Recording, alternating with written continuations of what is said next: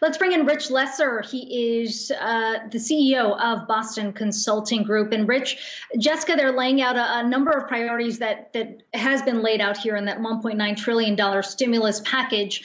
What's the knock-on impact that you've been talking to your clients about if this relief package survives in its current form?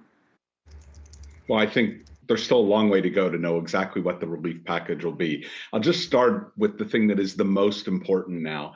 Everything we can do to get beyond the pandemic as fast as possible, anything that will accelerate distribution of the vaccines, uptake of the vaccines, is not only going to save lives, first and foremost, it's going to accelerate the rebound in the economy and put Americans back to work and just create the foundation for the future. So for me, everything in the stimulus related to helping us get beyond the pandemic is job one and urgent.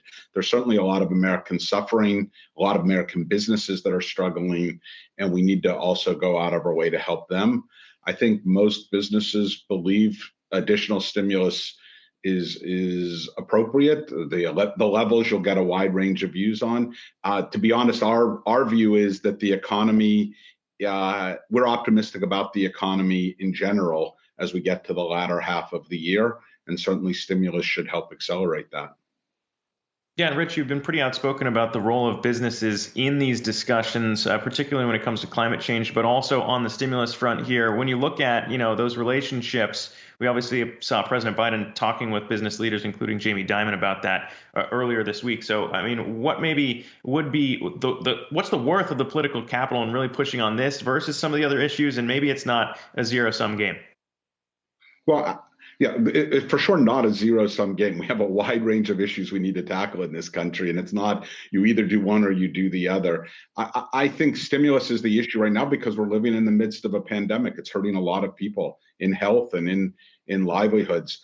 But as soon as we get beyond this, I hope our attention's going to turn to some critical longer-term issues, whether it's around climate, whether it's around infrastructure, whether it's around education, the digital divide. I mean, we are not short of issues that we need to tackle where I think business can play an extremely constructive role to try to look for solutions that are practical, that can work, and that can maybe help bridge some of the intense divide that we see in Congress right now.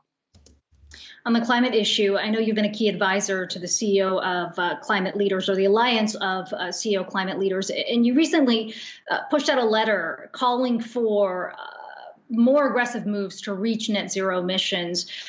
When you think about the conversation around this issue, how do you think the calculation for a lot of these firms has changed, given not just the climate warming, but also given that this administration has made it pretty clear they plan to go after businesses if they don't treat the issue more seriously or come up with more mitigation plans? So I think you have three things coming together at once, and you see it not just in the US, but around the world. First, I think the urgency of climate change continues to get more and more attention. And I think that companies are realizing in a world where they are talking about purpose or talking about supporting multiple stakeholders, you can't even start on that agenda unless climate is a big part of it. I think second, companies are realizing from the standpoint of their own business models, their own ability to thrive in the medium and long term, incorporating climate into their strategies and plans, whether it's Mary Barra's announcement for GM or whether you see many other companies, is critical.